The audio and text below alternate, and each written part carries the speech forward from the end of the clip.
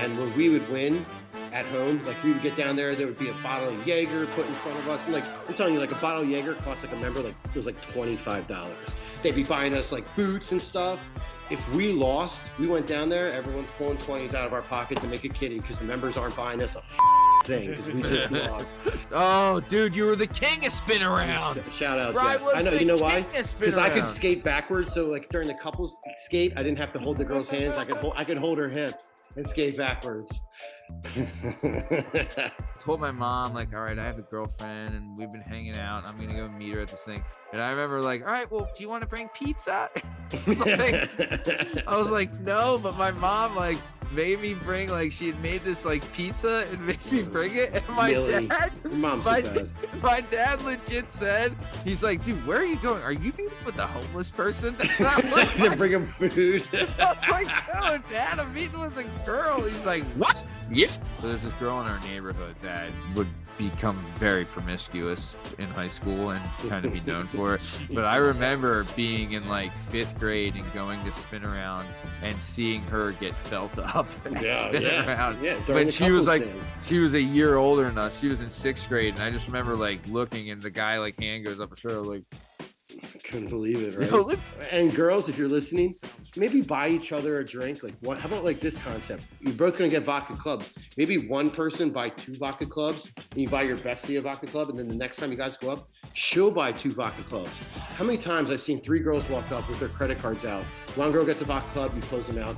Their best friend gets a vodka club, you close them out. Like, why guys do that a lot more? I don't understand why girls don't. Maybe because girls are like, oh, we're gonna have guys buy our drinks like the rest of the night. Like, that's the only thing I can think of. But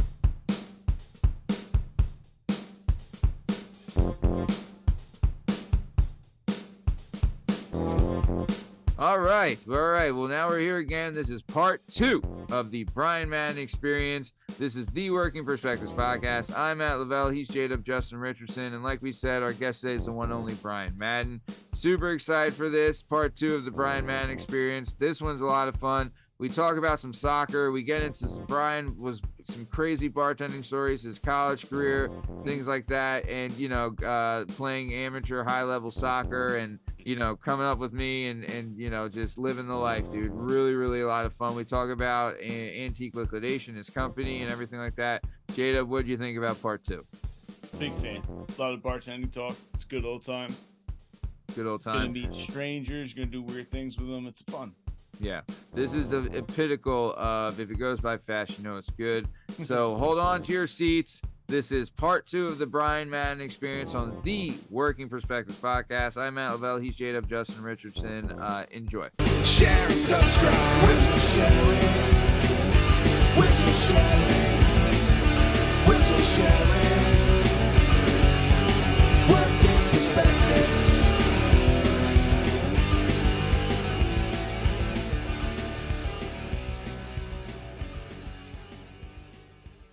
All right, so we're back here. This is the Working Perspectives podcast. I'm Matt Lavelle, accompanied by the one and only J-Dub Justin Richardson. And our guest again is the man himself, Mr. Brian Madden. Last time we talked, we were talking about Brian's soccer career and where we played together for the best, probably the best ever CYO team of all time, the St. Stan's Saints, maybe? I think that's right. Yeah. Yep. Never lost a CYO soccer game right here. Never lost, undefeated CYO soccer, 5th, 6th, 7th grade, archdiocesan champion as well. If you averaged all my minutes, probably for all 3 years, we're maybe looking at 25 minutes total. So I had a lot of time, guys. A lot of time. Just kidding. 5th and 6th grade, I played a lot. 7th grade, not so much. But either way, so we were a dominant team. Either way, so then we got into talk about Brian's soccer. We talked about Antique Liquidation, which is his company, which we'll have a link in the description of this episode for. If you haven't listened to the Brian Madden episode part 1, it's available now on all podcast platforms and YouTube at Work Perspectives Podcast. But either way, we got into talking about Brian's soccer, where he played overseas, played against FC Barcelona, then he played at Pitt, and then now where we're at is he has played for Hertigen Erschgeberg. And Slagen. Yes, Vertigen Verschgebagen, right? Swedish, Vertigen Verschgeberg, who's the rival of Schladingen Buschgedash, which everybody knows. I hate those. Yeah, those commie. Either way, but we're gonna get back into it right now. So super excited for this. So Brian, thank you for coming back. This has been awesome. So let's pick up where we left off. So we were talking about you left Pitt after butting heads with the coach. Then you came to play amateur ball at Bertingen Hirschgeberg. So what's going on here? Yeah, so I played for that team for 10 years. We won. So it's cool because you still play in like national tournaments. Like we won 3 state titles back to back to back. The league is super competitive. Like I said, this is everyone's a former D1 player. Whoa. Like besides the fitness levels, I'm telling you, the level of soccer is right up there with, college, top college programs. The only difference is like they have actual jobs and things. They don't have time to train and have like be there have like a full pro commitment. Correct. Like in college, your job is to play soccer when you're on a scholarship or you're on Division I team. Yeah, a lot of every single person on this amateur team had to get up and go to work the next morning. So, tackling was not as violent in this amateur league. Now, I'm telling you right now, we would kick the out of each other. Because we were playing, we were a German club and we'd play the Ukrainian nationals. Yeah. Like, freaking our members would be like, they would grab me like, we can't lose like Yukis. We hate them. Like, so like it was still very, very. But you represent the Ungan Slugan. Dude, hold on. That is the best thing ever, right? Like, so, okay, when I was still fighting, right? Like we would go to a lot of fights and tournaments and different things like that. Where so the gym I fight out of is the Henzo Gracie PA Academy. So when we would go to these places, like there's a bunch of us, but there's also like a pre-noted like reputation of the Henzo Gracie guys, right? Like there would be like, oh, these Henzo Gracie guys ain't.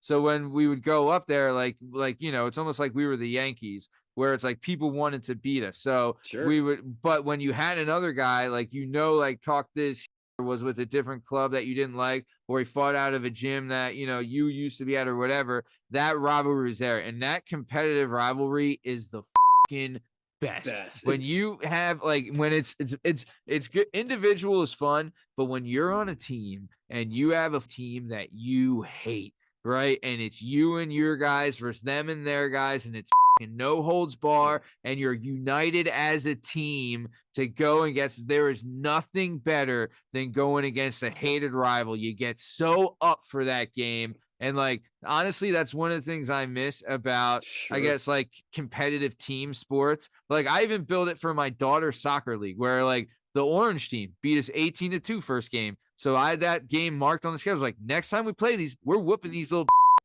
I don't care if this is 5U girls, but yeah, next time we played them, guess what? We stuck them right in there, boys. You know what I'm saying? Right. It's the best part, like you said, because it's the best. Like we were all out of college. Like none of us were going pro. Like we had all like like I said, had other jobs, but it still allowed you to like play for something and like play for like like they always say like in the trenches with your teammates. Yes.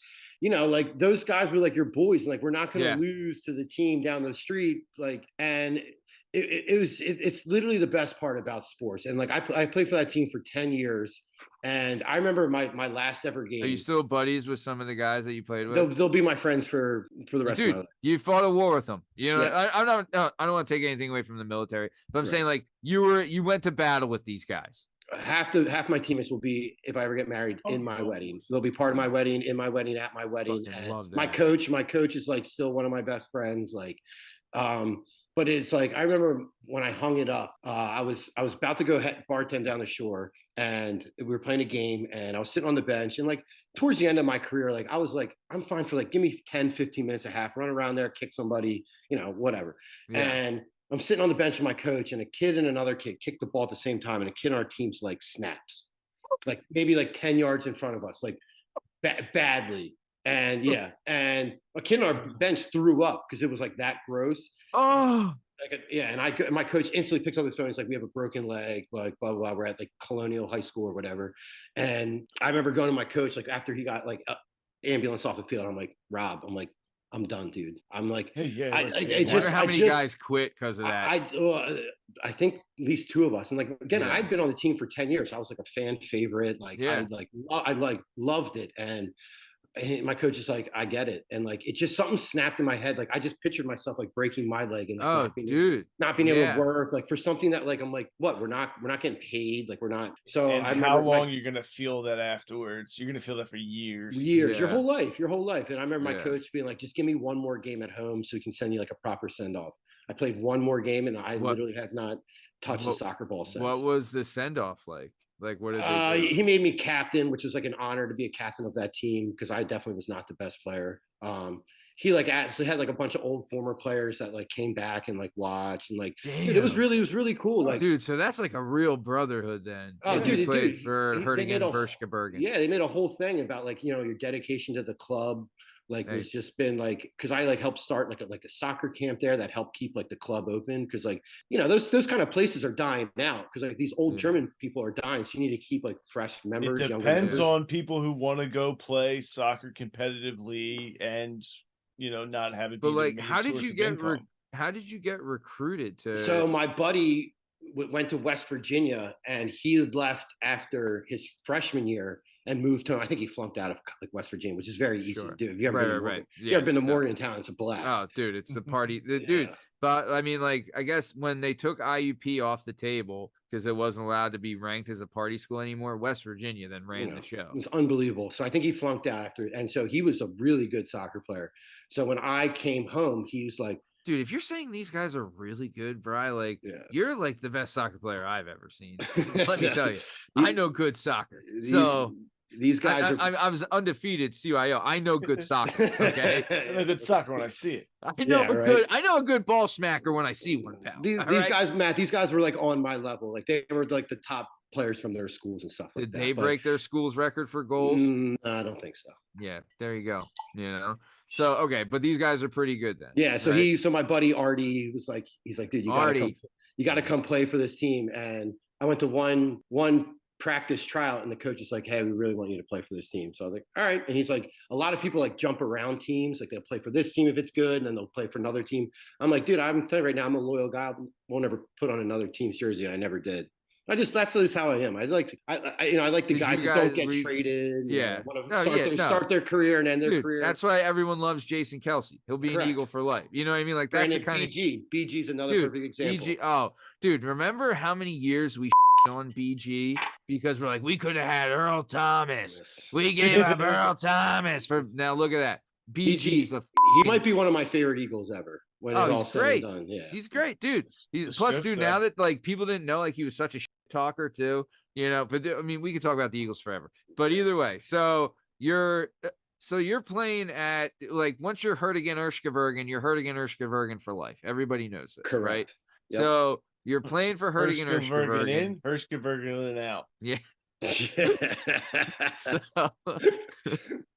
you son of a bitch. Nice yeah. So you're playing. So you get there, right? Like, did you guys go undefeated? Like, what was the deal? dude? Because the other teams in the league had just as good as players as me on the team. So these are competitive. What area games. is this? Again, this is like in like Warminster area. Yeah, Warminster area. It's so, right off. And all the other leagues are. All the other teams are like there's one like Well, I know the Ukrainian club is not far from my house. No, it's not. And it's only like, 5 miles from VE. And you'd be like, how's there's this many good soccer players in one little area? But like there really is. Like there's the Northeast 15 high schools right around here. Every top player out of their high school, you know what I mean? Right. So like a lot of together. Yeah, like so like the one team was like based like kind of like out by like the Northeast Philly. So like St. Joe's Preps guys, when they graduated, and LaSalle guys would go play for that team. So like they kind of had like feeder colleges into each team. I see. Okay. So like you kind of knew like your older brother played there, your cousin. So it's like, all right, I'm gonna go there. Okay, I see. Right. Or like I just graduated from LaSalle. I'm still want to play competitive soccer. I'm gonna go play for Phoenix, which was the name of the one team. You want to stay in shape in the offseason. Yeah. I think Matt Gamble played for. He did. He played for Phoenix. I played against Matt. That's who I played against growing up for years and years and years. That's how I know him. Yeah, Matt was really good. Good soccer player. That's what I'm saying. Like there's some players, and like again, like, I mean, he didn't break his school record for goals. But fitness levels is all like. It's the guys that were fit were like still really good because like I like lost my fitness as I got older. Yeah, I mean, you just don't care. Like when you're hanging out having nose beers, you know what I'm saying? Right. Like, come on, I had 47 abs in college, and then each year after college I lost. Dude, you had abs when we were in like third grade. I used to like, dude, what the fuck? Have you ever? If no one ever played like a competitive sport in college, it's like another job. It's like a Yeah. full-time job. Like even in the off season, we Brian, I don't know if you know this, but you're talking to a professional athlete, so Yes. I know exactly what you're talking 5 a.m. running training in the off season every morning. It's just like you want to kill yourself. Yeah. But it was great. I wouldn't trade soccer for, and like again, once I hung it up, I had not touched the soccer ball, not played pickup, not played for co-ed, not played indoor since. I moved to golf. Indoor was so I'll fun. tell you the one thing, like, you know, that when you talk to like the retired guys, like that played, like, you know, like you listen to like a guy talk about being retired from football or whatever, the number one thing everyone says they miss is the locker room, right? Like you miss the camaraderie. That's the biggest thing, right? Like, you're talking a little shit, you're having fun, but like when you go to battle with your boys. You know what I mean? Like I feel like too, like, I don't know, gang culture in a way was very popular when we were coming up, but I think it's more just like the team aspect. Like when we stopped playing for team, like a team sport or whatever, you're stopping on a team, you still wanted the acceptance of being on a team and with a crew. You know what I mean? So, for sure. Because I remember like one of my last games, I was walking on the field and 2 kids I had played on my FC Delco team with were on my Vernigan Erskirberg team, VE. We'll call them VE. And I remember like we were walking. We will call them Vernigan Erskirberg. Vernigan Erskirberg. And was that a guy's name? No, it's a town in Germany. Erskirberg's a town in Germany. Oh, yeah, of course. Right. So the 3 of us, like me and my 2 friends, they had been to Barcelona with me when we went, and we were walking, and we were like now 30 years old. And I was like, damn, this is probably like, I can't believe I'm still walking. Like 15 years later, I'm walking with the same 2 kids. Yeah. Over to the bench. How many games like had you guys played? Like hundreds of games. Hundreds, if not, like, you know, we from 15 went to college together. Then played Erskirberg, you know, I don't know, 1,000. Who was it? Brendan Smith. He went to CB East. Remember Kian Young? Yeah, just a couple, and then a couple of my buddies went to Pitt. Like one kid went to Council Rock, and the other kid went to the Haverford School. And it was just like, and it was that, and I was like, and that's the part I miss the most. You're absolutely right. Is just walking to the field with them. Hanging out with your buddies and.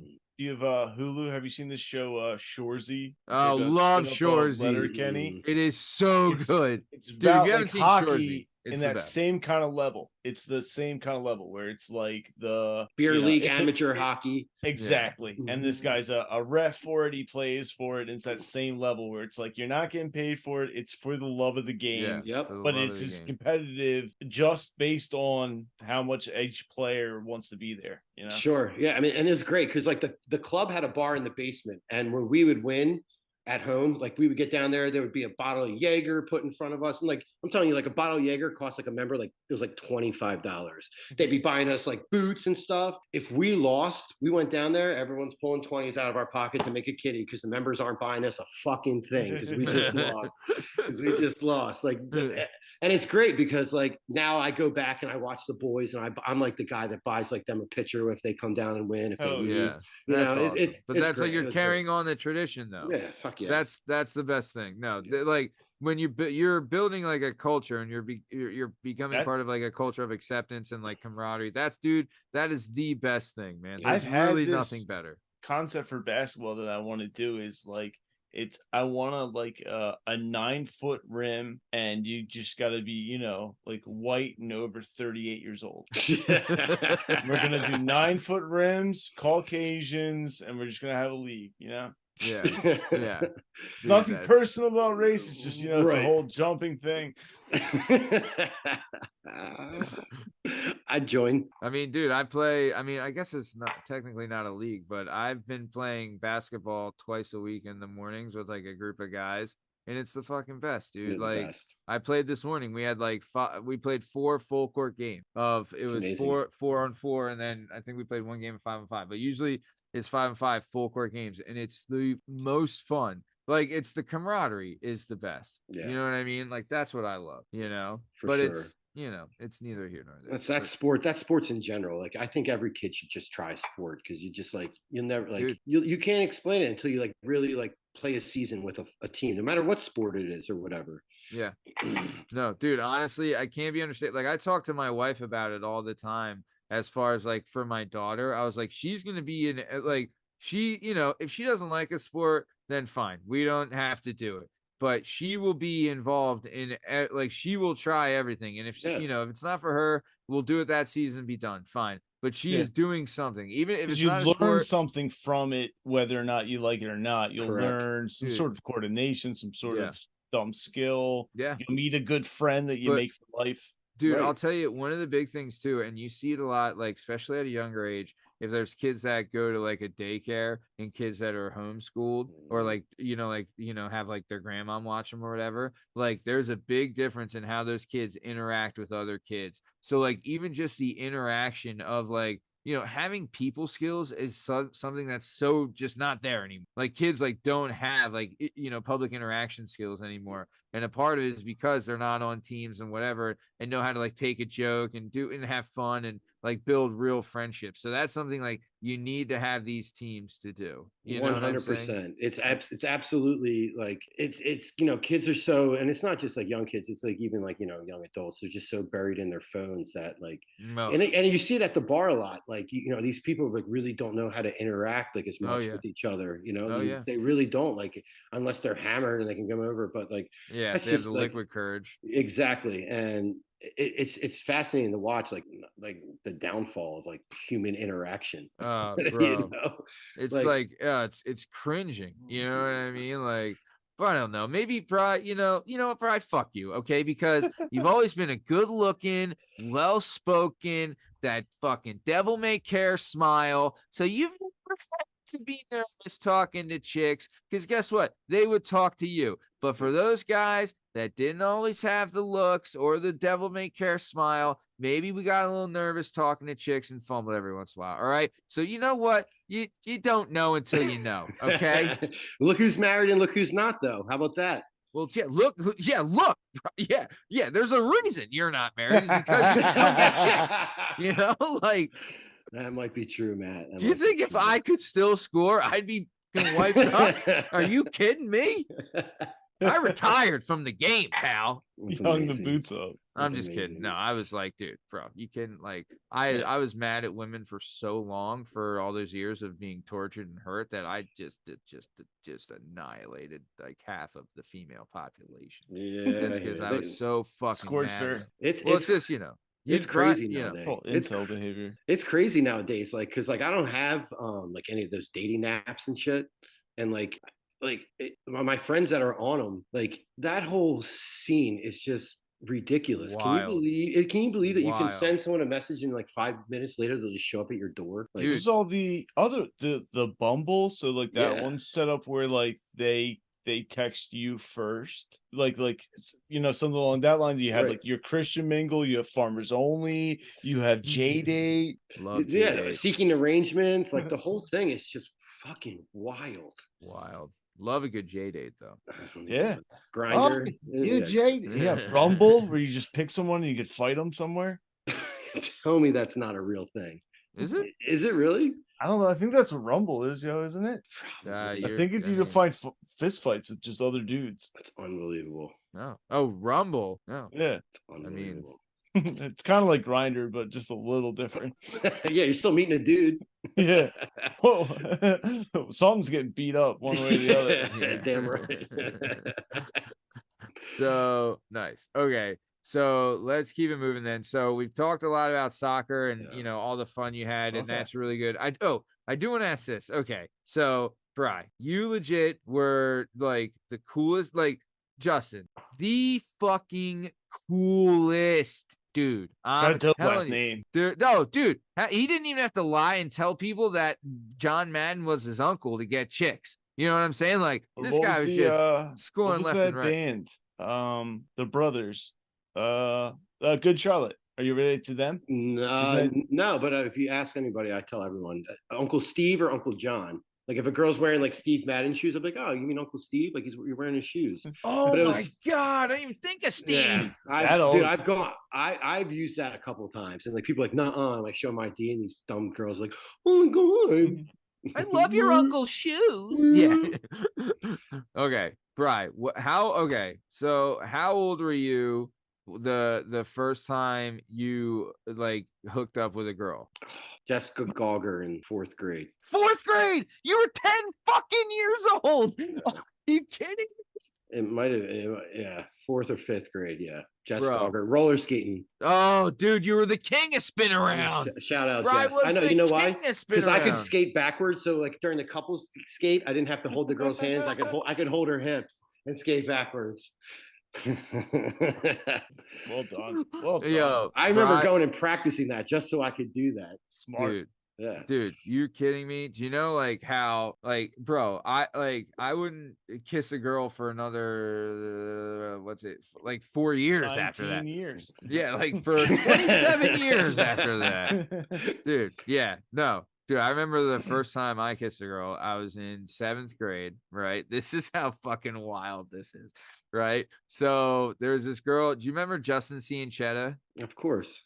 So Kate Cianchetta, wasn't she in our grade? yeah. So me and Justin was dating this one girl, and she had a friend, and I was dating her friend, right? And we were in 7th grade, and they were in 8th grade, right? And so she kind of lived, you know how you lived in Penn Forest, right? Or Holly Manor, right? Yeah. Yeah, and I like where my house was. So she kind of lived in that area between Holly Manor and my house, right? Like where like that old cross country track used to be and all that stuff. Sure. So like they just built the baseball field. So I would go meet her at the baseball field at LC, right? And I remember one time, like I told my mom, like, all right, I have a girlfriend and we've been hanging out. I'm gonna go meet her at this thing. And I remember like, all right, well, do you want to bring pizza? I was like, no, but my mom like made me bring like she had made this like pizza and made me bring it. And my Millie, dad, your mom's the best. my dad legit said, he's like, dude, where are you going? Are you meeting with a homeless person? To bring him food. I was like, no, Dad, I'm meeting with a girl. He's like, what? Yes. And I was like, yeah, you know. And then like we would go and hang out, and we were sitting at the benches at the baseball field first time. My man. I bet you I know who it was too. We don't have to name drop her, but shout out. Sweet. Shout out to Matt's first kiss. She wasn't she didn't go to St. Stan's. She did not. Oh, no. I never fan of the show. Well, how would you show baseball dugouts for hanging out and kissing chicks? Yeah. It was actually wasn't even a dugout. It was a bench on the side. How would you have met her back then? No like, how did protection?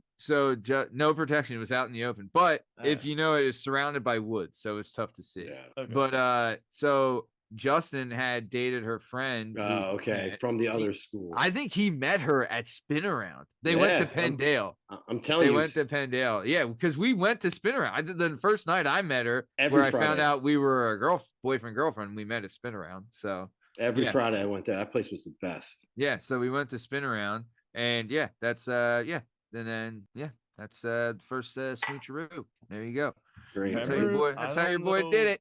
How old I was, but there was a time where Spin Around started letting kids bring their rollerblades. Whoa. And you would start seeing like rollerblade kids going around like versus your I remember your did you have your own skates. roller skates, Bri? No, I still run it on. That's insane. Because there was people that would show up with like a suitcase with like roller skates in them. Yeah. You know? Dude, I remember seeing like, I won't say her name, but there's this girl in our neighborhood that would become very promiscuous in high school and kind of be known for it. But I remember being in like 5th grade and going to Spin Around and seeing her get felt up. Yeah. When she was a year older than us. She was in 6th grade, and I just remember like looking, and the guy like hand goes up her shoulder, like I couldn't believe it, right? Which she really didn't have any of that age, but it is what it is. But okay, Bri, hold on. Let's go over this. So Jess Gogger, right? You dated every girl and hooked up with every girl in our grade. Like, I'll tell you this right now. Never once hooked up with a girl who went to any girl at St. Stan's ever. Never once, right? You legit probably hooked up with every girl at our school. Almost all of them, except one, the one that got away. Who? Jenna Fagan. Dude, Jenna I just saw her for the first time since senior year of high school because I went to my parents for Halloween, and she lives in the neighborhood still, and she brought her kids trick or treating. I saw her. I had a crush on that girl from like 4th grade till Probably. Right now, I think I still have a crush on her. Right. Oh, dude, same. Yeah. Everybody, she was legit the number one everyone had because she was short, so that's the best. And she was cool too. That was another thing. Yeah. And like, dude, like her older sister was hot. Yeah. Oh yeah, the whole family was a bunch of smokes. Fucking bunch of smokes. Yeah. No. She was awesome. Though. Way out of my league. Jenna, if you're listening, shout out. Yeah, shout out Jenna, fan of the show, listener of the show. Yeah. I mean, like Melissa Utanis, Jess Gauger, probably Marissa Mandos, right? You got Marissa. Who's Daniel Quinn? Ashley Castle, Daniel Quinn. God, I'm trying to think. Amy Kelly, maybe?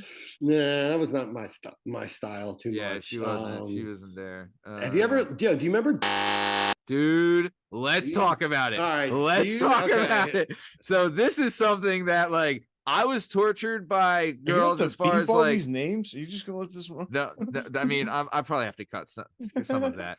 But sorry. this we will. I don't know any of them because this is something. I know a couple. Some of them sound familiar. So this is a thing, right? So like as much as I was like tortured for girls not liking me and it affecting me later in life for not having the female affection that I so desired as a young guy and taking out on females later by hurting them when they didn't need it, yada yada yada, right? There's a complete other side of that, right? Which is like when I saw this, I was like, now I get like the mental process behind it. So what the girl me and Brian are talking about, right? There's like if you're coming up, like if you weren't the best looking girl coming up, right? If you were nice, everyone was cool with you, right? Like no one's gonna be mean to like not the best looking girl if she's nice, right? Like, there's no call for it.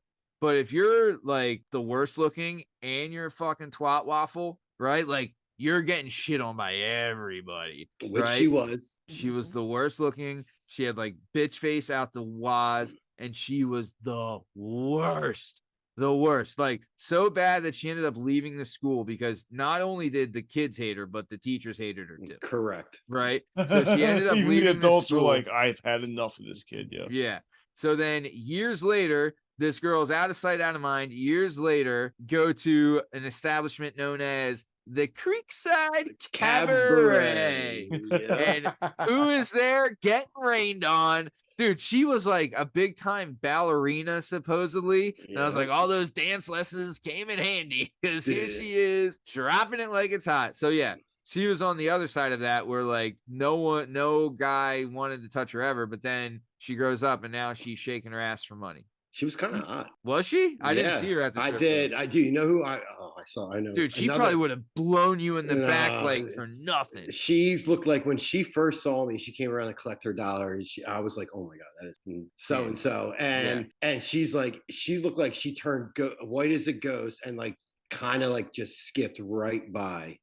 But you almost like make you think like, oh, did like kids picking on her like drive her like dude, to the, yes, like to the pole, like 1000%. Because she was like smart and like, you know, remember her dad was like a scientist and like they used to come in and do like little things like little scientist shit at school.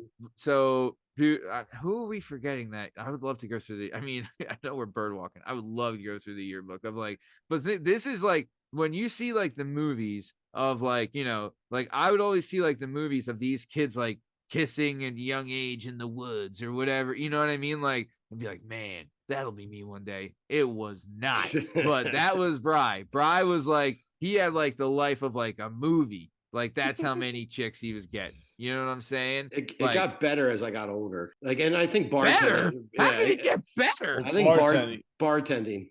Right. Sure. That old chestnut. Right. You know, yeah. That it turned because like you said, like the girls have to come up and talk to you because they have to break the ice because if they want to drink they have to walk up and then from then you can just you know just put in whatever kind of like if older women come up I card them something like that, you know, just like little shit like that would then just like get you in the door. You could buy them shots or whatever, but that's like it became almost too easy, like to a certain extent. Oh, too easy to be a good looking dude. I remember like go ahead. But a girl comes in and she's flirting with you, like, and it's like, let's say it's like 8 o'clock at night, but then like by like 12, 1 o'clock, like she's hammered and probably leaving with someone else. So there's good and bad with it, as like, as well. Like you get into a girl, or like you hooked up with a girl the night before, she comes in the next night, and then like you see her leave with someone else, and you're like, fuck, like, but like that's like single life, and like you really don't have like a say in it. But it's not always the easiest, because like you could be standing at the bar and like behind the bar it gets empty at times. Well, yeah, you're also trapped. Like you could have like 3 girls you hooked up with, like all standing next to each other. Like, oh shit, you're like, and you can't go anywhere. You're stuck behind the bar. I would always just like, Matt, you've done it before, I'm sure. Like pretended to be busy, like doing something over there. Yeah, like, just like walk away. You're like, oh, I gotta go over here and pick up these glasses and then put them right back down. And from the dishwasher again for no reason. that was kind of awkward too. Like, oh man, I remember like I was bartending at this place in Wayne, and there's this girl that would like she would like text me and stuff, and like I wouldn't respond, and then out of nowhere she'd be walking her dog by the bar, and I'm like, all right, what the, like, come on, I know what's going on. Oh, you just happened to see me while you're walking your dog by for the 4th time, like, right. It's like, come on, we know this game. But hey, it's like, I don't know, for me, like I had like the issues of where like, okay, I kind of wanted that in a way where it's like that there is that part too, like in the back of your mind, Bri, like, as much as that's like, it is what it is, it's also, it's like, yeah, I have that ability or that power to get a chick, like when you're saying that it becomes too easy, I can see it's that. Just like there's no like chase to it, and like that whole part's the chase like fun, part right? It's like that's like the fun part, and that's like where like the meaningful relationships you think really come from someone you have to like work hard for. So like it's a lot of empty, kind of stuff like that, being a single bartender and all. But I mean, it literally, it's probably one of the aspects of bartending that like people always ask me about first. Like they're like, oh my gosh, how many chicks do you get? Oh, like whereas bartending is like literally a craft. Like you have to like literally, and like I like that aspect of like being in charge, like throwing a party, like knowing what people drink, like creating regulars, like that whole thing. It's like a science, and it's not everyone can do it. And you gotta, and especially if you work at a busy bar, you gotta like still be personable with people, working hard, having fun, and like it's just kind of like combining all those things. It's like bartending is not just like opening beers and hooking up with chicks. There's so much more that goes into it.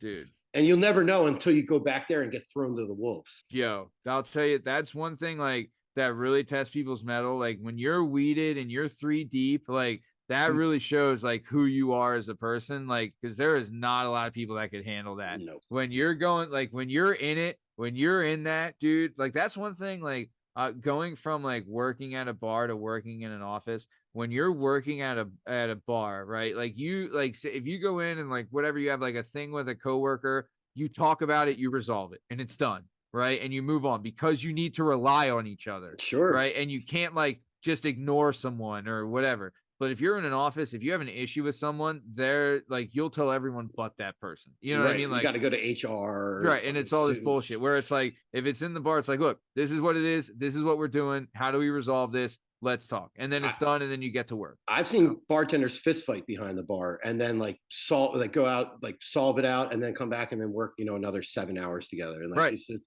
just like, it's different. It's a whole different animal. And like you said, like, and especially like people like wanting to become bartenders, which I think it's a great side hustle, like to have your job. And like, and I mean, I know a lot of people that use it as like a full, as their main source of income. And people always like ask me, like the one question I think people always ask me about bartending is like, oh, like every bar like says requires experience. Yeah. Like and like, they're like, but I don't have any experience. How do I get experience if every bar requires it? And I think like, people expect to like walk right into like a Grams or like where I work at like a ladder 15 and like just be able to get a job and thrown in the wolves. Like I worked at shitty bars to be able to create the skills to then start moving up. So don't be like, all the people that are trying to like get a bartending job, don't be afraid to work at, and you can make money at a shithole in the bar. You can make money. It's all a matter about how many bartenders are on. And if you prove to be good at your craft, they'll put less bartenders on, you'll make more money. Yeah. And I got a job once in Fort Lauderdale, and I was having a tough time. I'm a guy, I'm going in off the street, and every place like, we don't hire off the street. We don't hire off the street. This is COVID. Yeah. And so I was like, I got to find a different way to like get these people's attention. So I memorized their cocktail menu before I went into the next restaurant. So I went there and I'm like, hey, like I'm looking for a bartending job. It's like, we don't hire bartenders off the street. I'm like, well, what about if I know your entire cocktail menu? It only took me a couple hours. It was like 10 drinks. Yeah. And the guy's like, what do you mean? I was like, I know your whole cocktail menu. He's like, what's in a strawberry spike? I'm like, muddled strawberry, champagne, Grey Goose, splash of lemonade. And he goes, you're hired. And that's literally, so you got to try. So people like that are looking to get in the bar industry, be creative, like learn, like memorize 10 drinks, and that'll probably, and like you said, like you don't have to work at a busy, huge place to make a ton of money bartending. Dude, those aren't always the best places either. You're absolutely right. You're absolutely right. There has been like, if you think like going to Main Street in Manayunk or whatever is you're gonna make a ton of money because it's busy, dude, it's okay, but you gotta deal with a lot of shit, man. Like you want to find like at least in my experience, and Brian, your opinion might be different, but like you also want to find like a place where it is like dude, I've worked at a ton of places where it's like a super busy nightclub atmosphere to a fine dining atmosphere to whatever, and Graham's is better than all of them, right? Like it's the middle class, regulars, consistent money, but like people are coming in, they're drinking beer. You don't have to put with bullshit. There's no manager up your ass. Like you're in there, like it's not a ton of food. Like you're in there, you're cranking out beers, you're cranking out shots, like a beer and shot joint, blue collar. Like that's where you make some fucking money. Yeah, dude. Those are the best. Like I would watch your brother work there sometimes, and he knew, before people like, and that's like the aspect, before they sit down, they have their drink in front of them, and people like that goes such a long way to like establishing regulars and like people coming back to see you. And like, dude, it doesn't matter how many people at your bar, it's who's at your bar. If you got just good tippers, or like you said, blue collar workers who always end up tending to be the best tippers. It's not rich people. It's not like they treat you like the help. It's blue collar guys, construction workers, cops. Those are the people that are like who you want to see sitting at your bar. Dude, it's just it's funny, and like that's like what I always tell people. I'm like, don't bypass a Graham's. Like, and you know what? That's why Graham's is so hard to get a job at, because why would people give that up?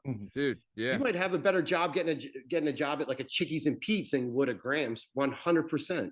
Dude, yeah.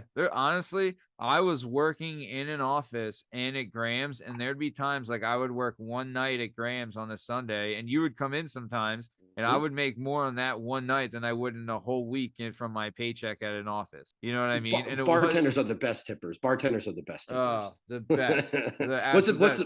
What's the biggest tip you've ever gotten? I mean, I've gotten the hundreds before. You know what I mean? Like people leave you $100 or whatever. Sure. Like that's been, but like you're saying though, this is a great story, and this is a perfect example of what we're talking about. I used to work at this place called the Pub of Penn Valley in Narberth. And Narberth is this like really like high end, like it's on the main line. It's like a really like wealthy area. But the people that come in, they were like, they'd give you your 18% and they'd run you for it and like talk down you and all that shit. And it was awful. Right. But like the money was good. Right. But I remember one year, our family we had sponsored a family at Christmas, and we were like saving money to like give them like presents and whatever for Christmas. Right. And like I had told people at the Pub Penn Valley, and no one did. They were like, "Oh, that's great," right? And I didn't expect them to do anything. But then Tom told a couple people at Graham's, and on their own, the people there at Graham's created like a pool and like saved like $400 between like the regulars that came in, and gave it to Tom to donate to this family. Right. And like these people like that are Graham's are like blue collar, right? Don't even have close to the amount of money that the people in Narberth do. And still gave so much more than these people in Narberth. You know what I'm saying? Like that's just the type of place you want to work. And those are the type of people that really make money. Like the people that like, have the value for the dollar. You know what I'm saying? And it's amazing. Like Avalon, where I work, like a really rich beach town. Like you said, those people would treat you like shit, like the help, like this and that, and then tip you, like you said, the 18. Like you said, you worked your dick off. You got your drink sent back twice for no fucking reason, and then you would go to like and then you bartend at the City Inn and be like a bunch of cops there, and you're just like, why are these guys treating me better? Like I guess like the thing is just treat bartenders like well, and then they'll treat you well. Like, oh, dude, they will take care of you. It's not hard to like be nice to a bartender. Like, it's not like, just don't shout at them. Be ready when they're ready to don't do this shit. Oh my God, dude. Dude, it's unbelievable. Working at a busy bar and someone's yo, and then you get to them and you're like, what do you want? And they're like, yeah, bro, what do we want, dude? And you're just like, dude, that's one of my biggest pet peeves. And girls, if you're listening, maybe buy each other a drink. Like, what? How about like this concept? You're both gonna get vodka clubs. Maybe one person buy 2 vodka clubs, and you buy your bestie a vodka club, and then the next time you guys go up, she'll buy 2 vodka clubs. How many times I've seen 3 girls walk up with their credit cards out? One girl gets a vodka club, you close them out. Their best friend gets a vodka club, you close them out. Like, why guys do that a lot more? All the I don't time. understand why girls don't. Maybe because girls are like, oh, we're gonna have guys buy our drinks like the rest of the night. Like, that's the only thing I can think of. But that's a pet peeve of mine. They don't show up. I mean, girls don't show up to the bars with money anyway. You know what I mean? Like, I go in and I'm like, all right, I got, I usually, if like I don't know, I don't drink much anymore, but I would be like, I would usually buy the first round or try to, you know what I mean? Just be like, all right, let's get going. Like I was like that though. I feel like too that made people more comfortable in a way of like, okay, we're here to hang and have a good time. For sure. I mean? It's funny because like I would bartend for these people all summer long. And then like maybe like I got like a random Friday off and I'd be like on the other side of the bar. And all these regulars who had been giving me money for like 5 summers, like I can't even think about how much money they give me, are like, oh my gosh, Madden, like let me buy you a drink. I'm like, I should be buying all of you motherfuckers drinks for like the next like 5 years. Right. Yeah. Forever. But it's just funny. Like, but I tell you what, man, being a bartender, it's not easy. Like you miss out on a lot of stuff. Yep. It's summers. It's summers. It's weekends. It's time away from your family. It's it's and if you don't work, you don't get paid. That's the thing. Like you want to work 4th of July. Like I couldn't even tell you. Like I've missed 15 4th of July in a row. It's like finally you get to enjoy them sometimes. And it's like I always tell people, I'm like, I'd rather be on the bartending side of the bar than the other one. No one touches you. No one bothers you. You can do whatever you want. It's open bar. Right. No, dude. Yeah. You're having a real good time back there. No, dude, I'm with you. I'm the same way. I hate sometimes, like, I remember going out, like when we would go out like a Maniac or something like that, I would always think like, God, I wish I would be behind there instead of spending all this money for nothing. Sure. Like it's the same. Yeah. It's a huge swing because you're not only not making it, but then you're spending money. So it's like, I've never, like, when you take off as a bartender, the whole time you're thinking about, like, I wonder if they're all fucking making money. Like, right.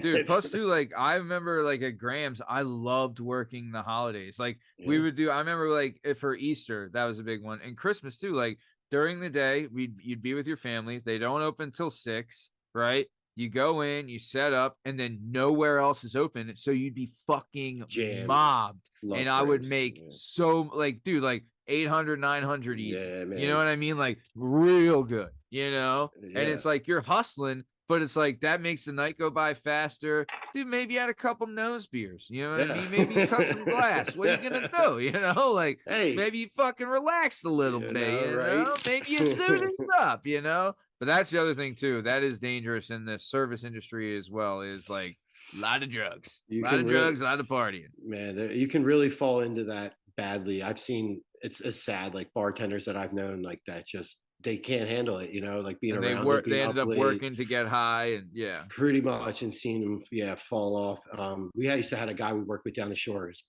His name was Bush. We called him Hurricane because that dude would be so nose beard up when he came to work that he would just bump into shit, spill stuff, throw stuff, and he was a great bartender. He could just and eventually it just caught up to him. He like punched the customer over across the bar. And like, it's just like, shit like that. And I know he's still bartending. I know that. But like, I've seen it eat so many people alive. And I've seen it both sides too, where it's like, it's either like they love the nose beers, or some people I knew like love the fucking, the faster, you know what I mean? There's fast and faster. And then there's other people that like, the slow, like you can always take tell the pain away. And the one thing as a bartender, you can tell like who's a heavy alcoholic.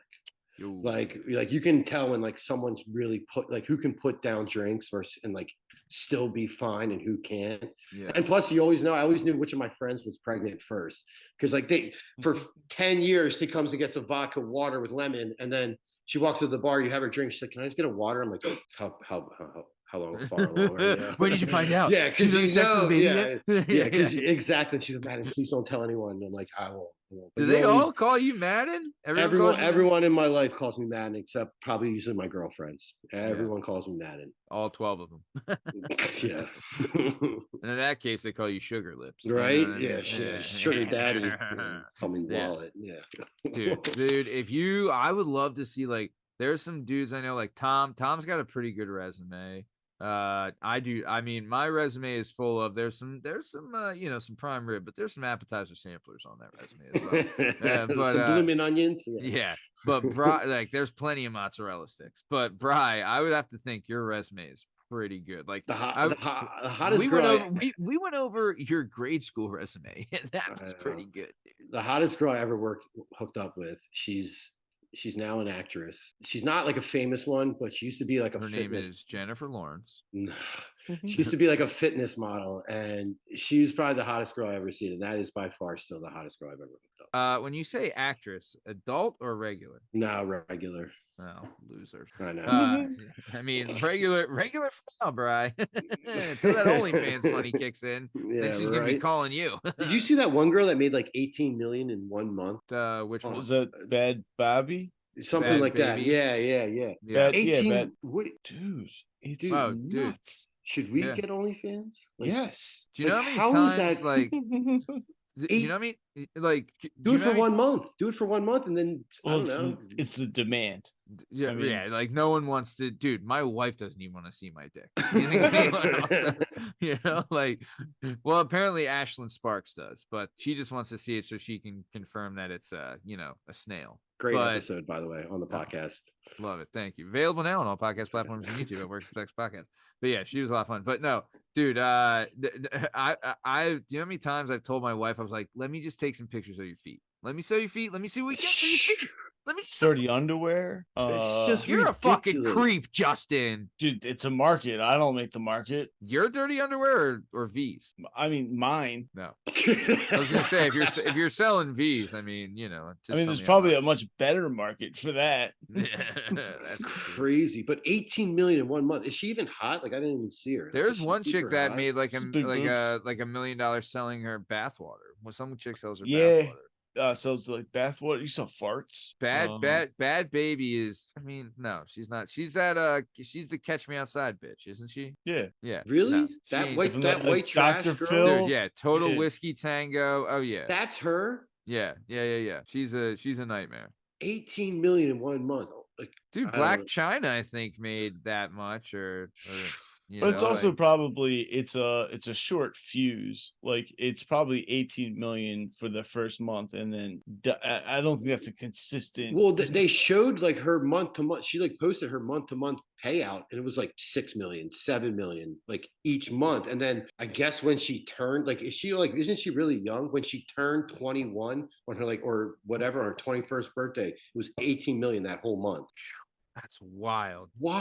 Like, and I guess that's why you're seeing all these teachers like throughout the country. Teachers get paid fucking shit. So, if you make your year's salary in a month for showing in a day, these girls could probably make it in a day. Like, dude, there's people that won't make $1 million in their lifetime. Right. You know what I mean? Like, that's wild.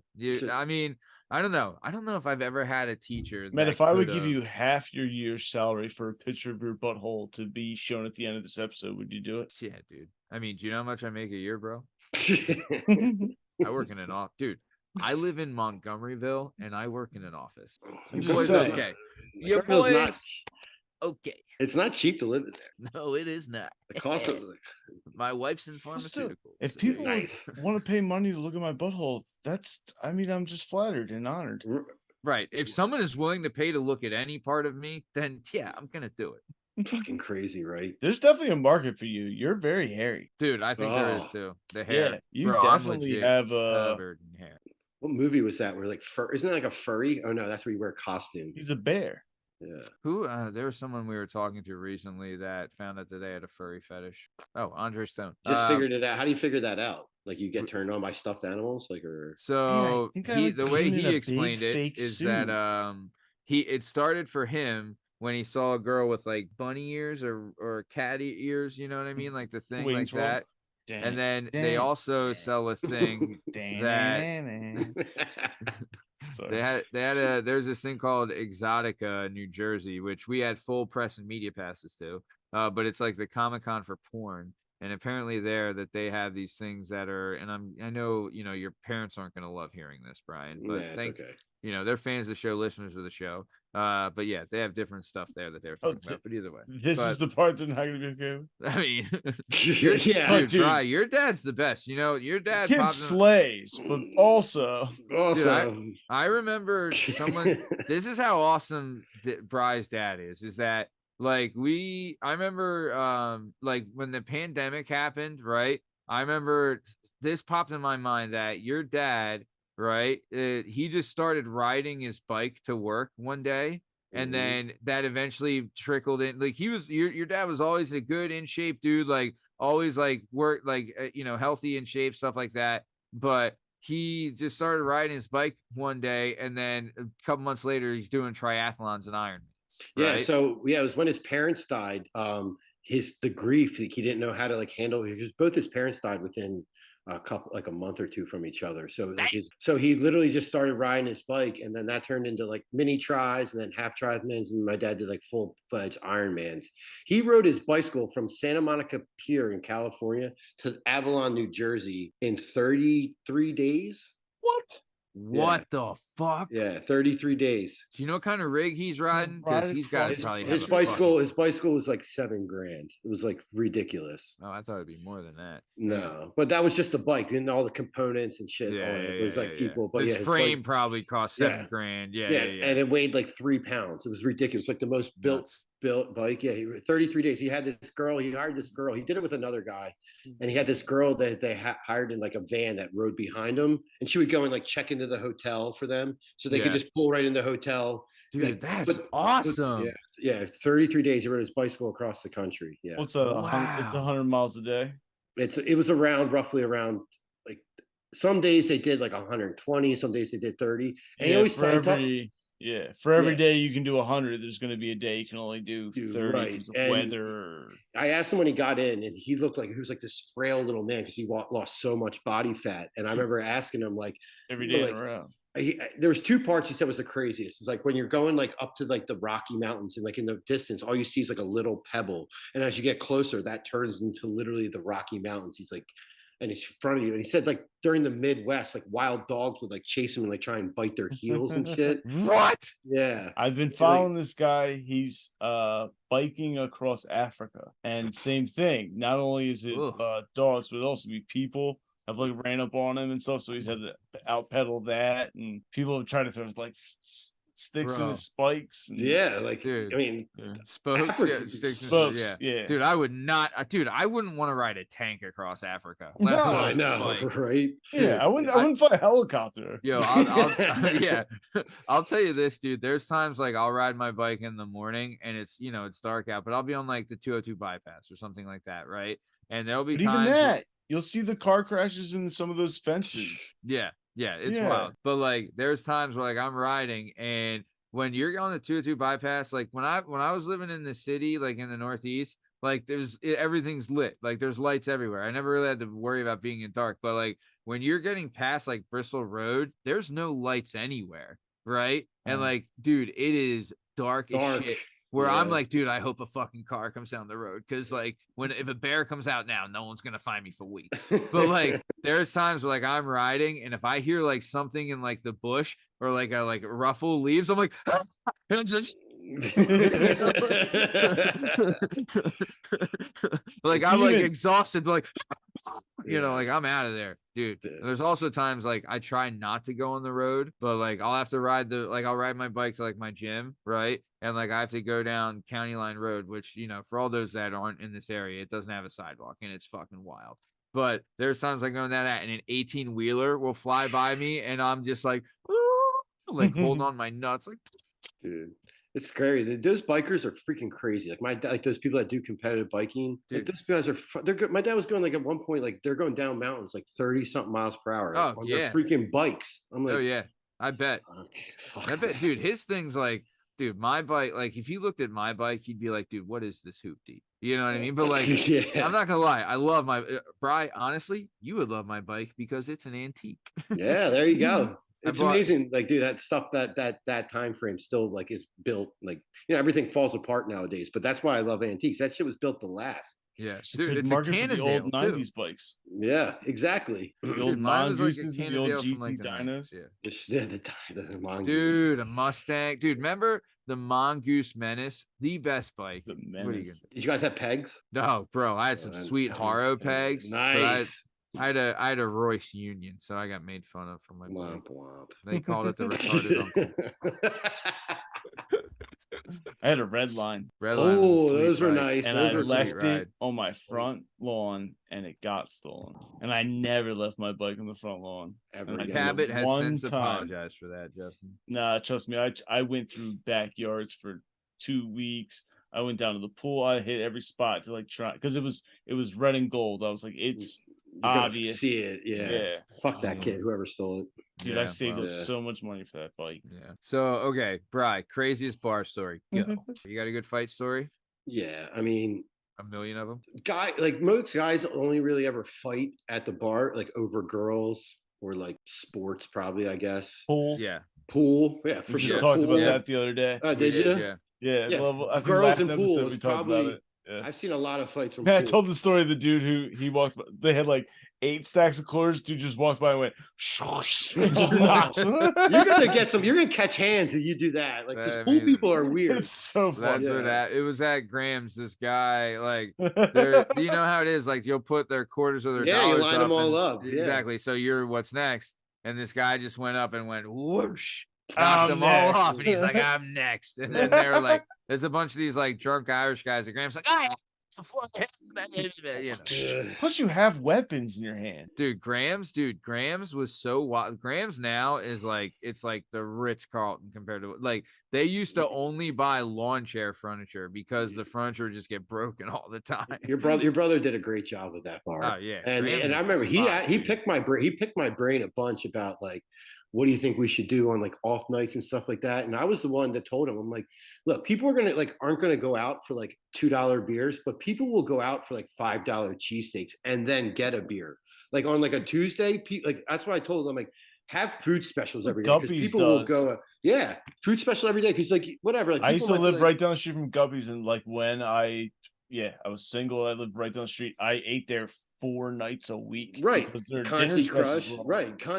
You put it on some Concy Crushes. Yeah, but like the sushi guy would come in. I'm like, sick.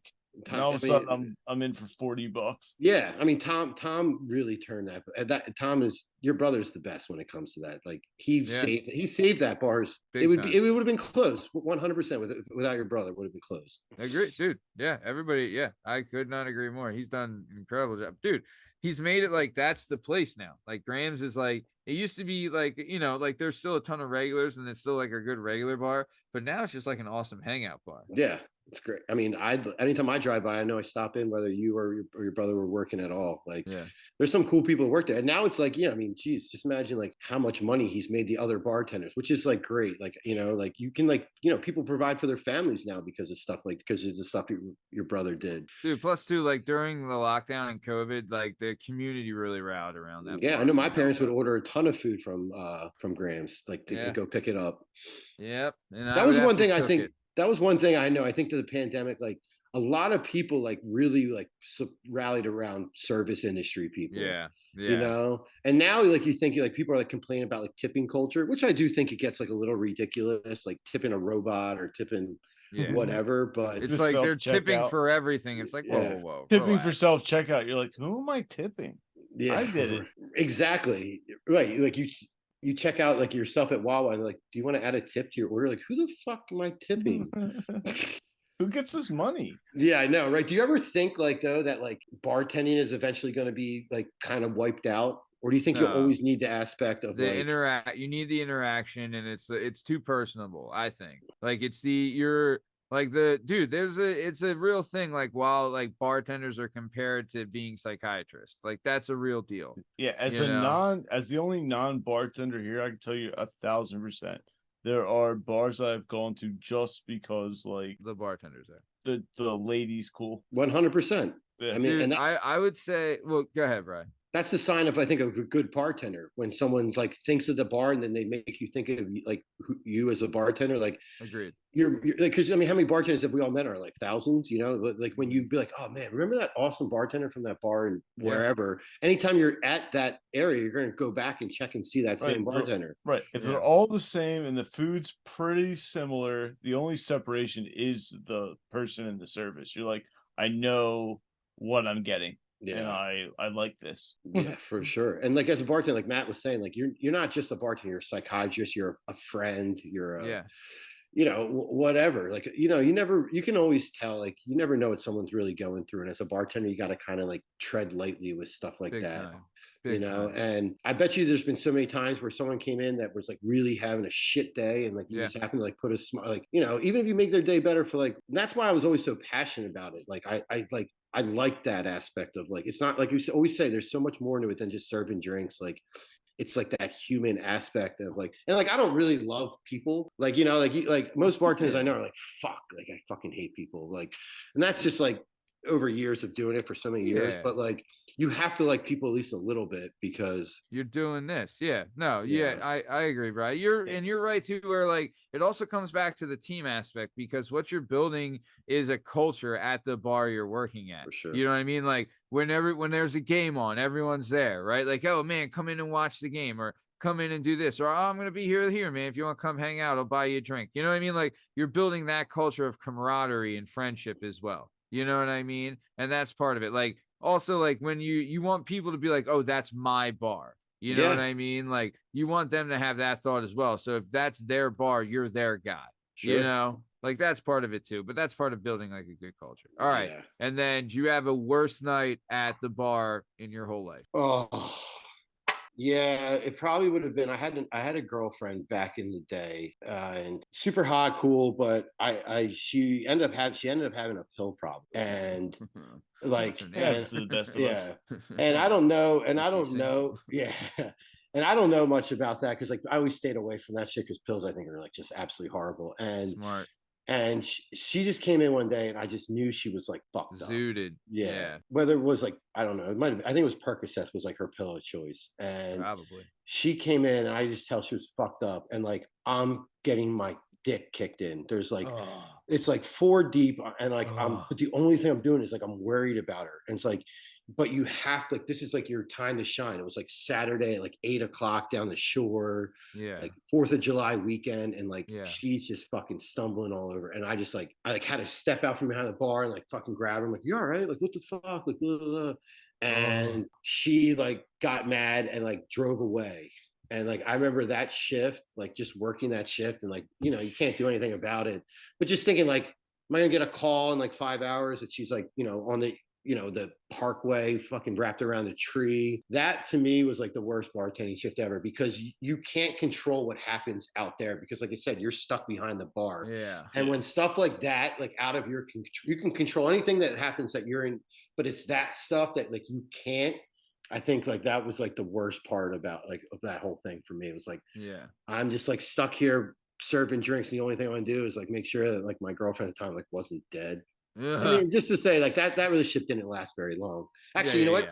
Shout out to her. She got clean and she married a cop. So shout out to her. Oh, good for I like her. that. Yeah, I know, right? Yeah, nice. Dumb bitch.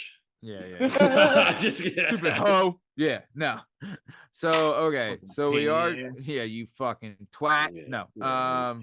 So we are coming towards the top of time. So again, I would like to say that for everyone listening, in the description of this episode, we're gonna have a link to Brian's contact information, a link to his Instagram for Antique Liquidation. I'm telling you, we talked about it a bunch. I want to talk about it a little bit more, but this is like a great idea and a great opportunity for a lot of people as well. Like, hey, if you're looking to, you know, make some extra scratch or even get rid of some junk that you think is junk, Brian will let you know, like, hey, maybe that's not junk. Hey, maybe I'll take it off your hands. Maybe whatever. Or if you're a person that we have a lot of people that are in real estate here, if you need help cleaning out a house and want to get rid of stuff and, all that kind of things, Brian's here to help you. Also, don't you do a thing too where like you have a ton of furniture, so you'll set up for showings as well? Yeah, well, so I have interior decorators are like some of my best clients, and they contact me for, hey, I need like a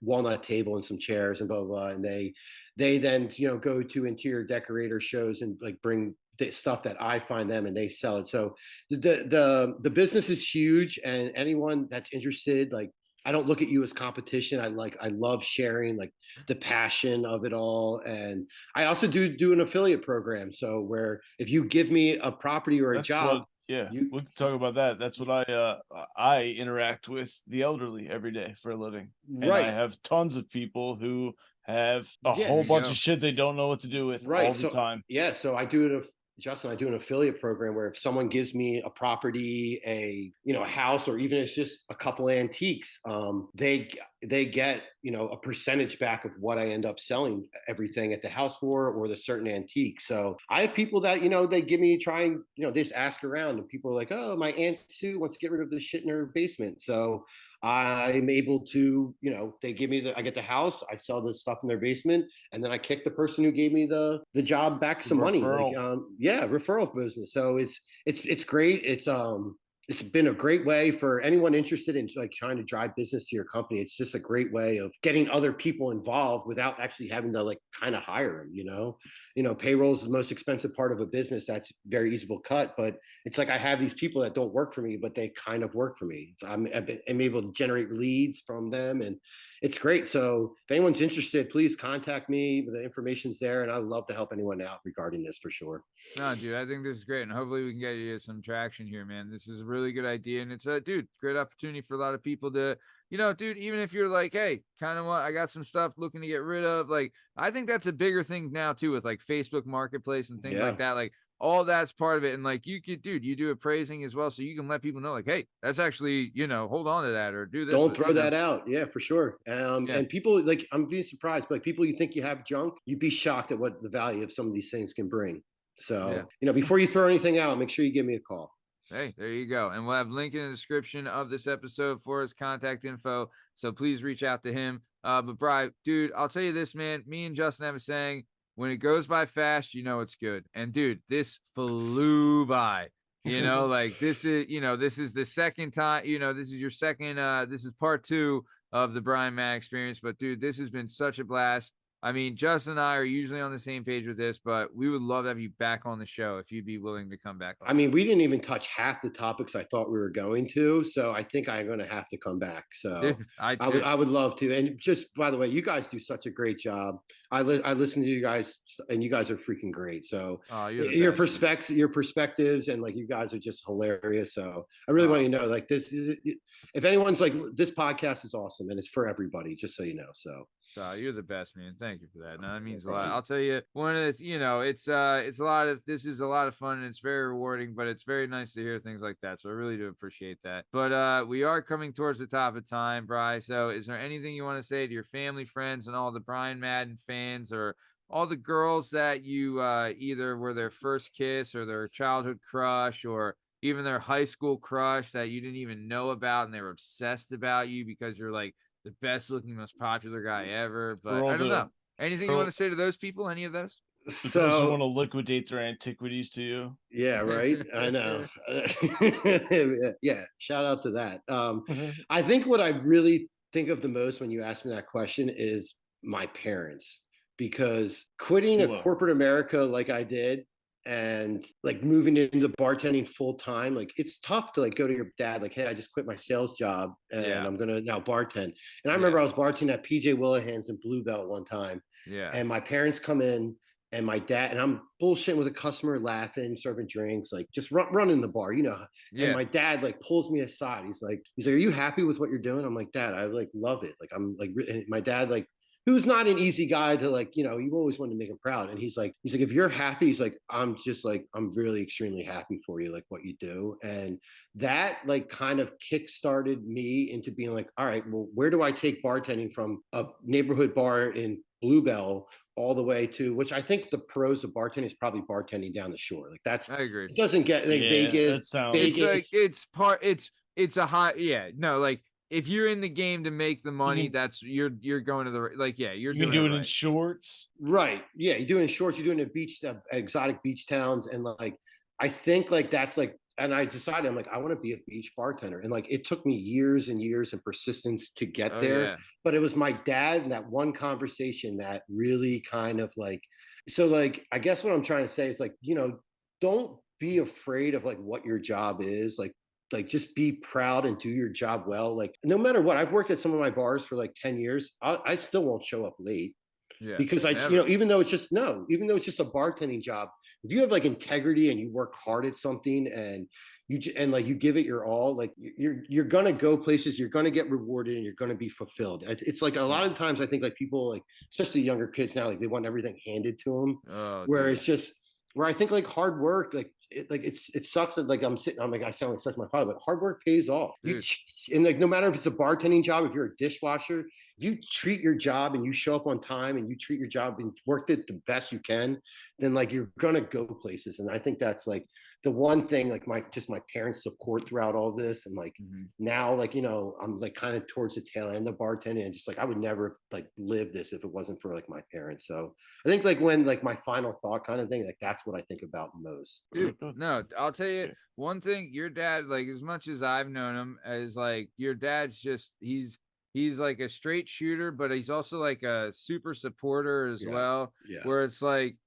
and I think his whole thing is, and this is my grasp of it at least. And if you have, if I'm wrong, just let me know. But my thought is this: he's like, look, if you're gonna do this, good, and if this makes you happy, great. But you are gonna be fucking good at this, and you're gonna put in the, what I mean? Like, I think that's what he wanted when he's saying that. Like, dude, if you're gonna do this, do it right and be the best. Like. That's, I think, where he's coming from. He's like, hey, you can do this and you can make money, but do it right. Don't be a schlub. Probably like if you ever watch you watch your brother bartend, you can just tell in 5 seconds if someone knows how to bartend or not. Yeah. It's like a swig. You can just walk around the bar and it's swift, changing beers out, throwing napkins out. It doesn't sound hard, but there's like an art form to it. Yeah. Some people have it and some people don't.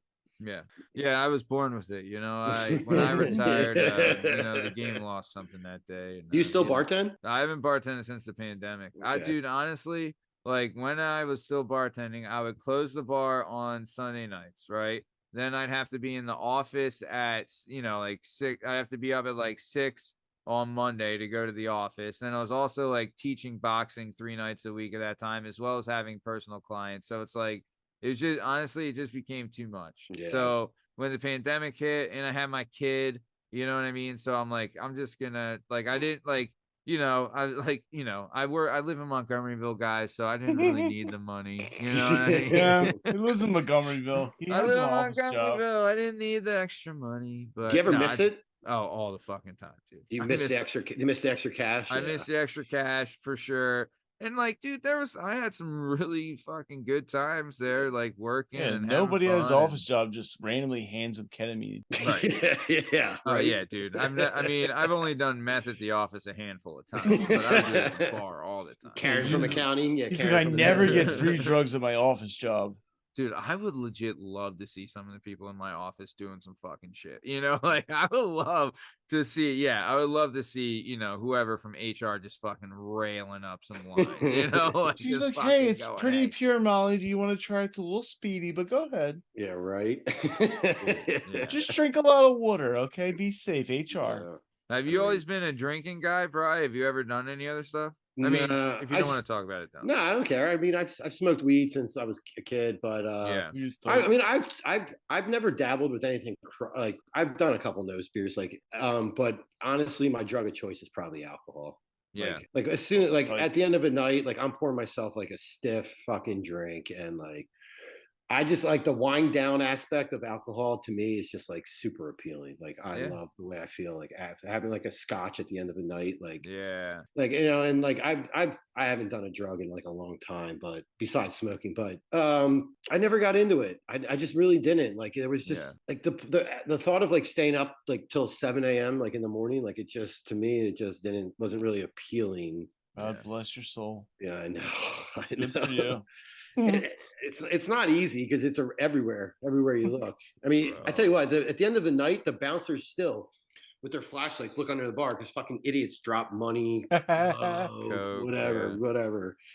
You know, and nowadays you gotta be fucking crazy nowadays. Like, what the hell's in this shit? Like, we used to actually get real shit. Now it's like it's like all manufactured in China with like a bunch of other shit. So, dude, that's crazy. I mean, it's crazy that like the fact that you could get fucking whatchamacallit in any of this stuff. Fucking fentanyl.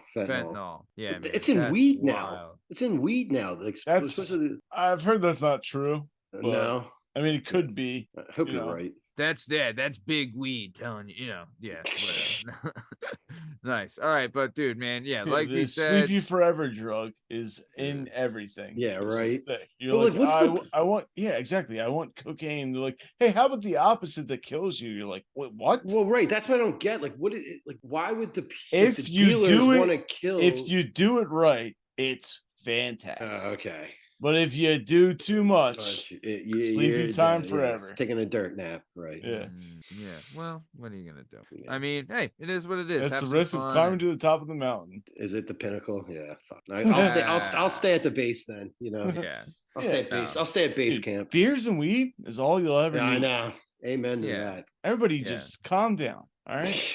Dude, I always equated like the pill stuff to, I don't know if you guys are big Harry Potter guys, but obviously I am. But Harry Potter in, I believe it's maybe the 5th book or the 6th, he takes this potion. It's like a good luck potion, right? Where like everything that you'll take this potion and you'll be the luckiest person ever, and everything will happen to you will be lucky, and you're just in a good mood. And I always equated like opiates to that, where you take that and you just took a Loki potion and everything's happy. Right. Yeah. Until you wake up in the morning, you want to fucking kill yourself. So like, you get until you're dope sick and you're like, I wish I was dead. But until then, total blast. That's all you need. Amen. Wise words from Justin.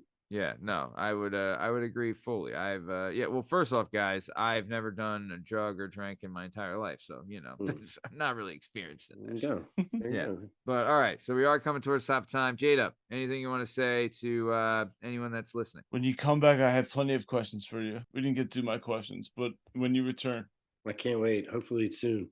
Yeah, definitely. Dude, this was great. I had so much fun, blast, boys. Dude, we've been on for 3 hours and it's flew by. Jesus. Like we haven't had a recording like this in so long, and I fucking love it. I've had a good old time.